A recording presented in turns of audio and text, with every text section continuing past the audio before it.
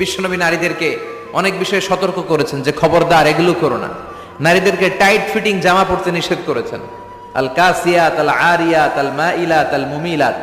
কিছু কিছু বোনেরা এমন টাইট বোরকা পরে তার দেহের সব উঁচু নিচু ভাঁজ টের পাওয়া যায়, পুরুষরা আরো বেশি আকৃষ্ট হয়।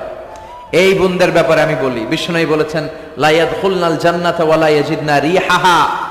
তারা জান্নাতে তো ঢুকবেই না, জান্নাতের ঘ্রাণও এদের নাকে লাগবে না। এখান থেকে জান্নাতে পৌঁছতে আরো 500 বছরের রাস্তা, এত দূরে থাকতেই জান্নাতের ঘ্রাণ আপনার নাকে এসে ধাক্কা দিবে। তারপর ওই নারীরা জান্নাতে ঢুকতে পারবে না। টাইট ফিটিং জামা আছে না নাই?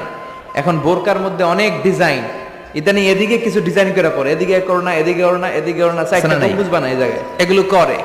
তো এগুলো করলে তার পর্দার চেয়ে তার সৌন্দর্যের প্রকাশ আরো বেশি হয়ে যায়।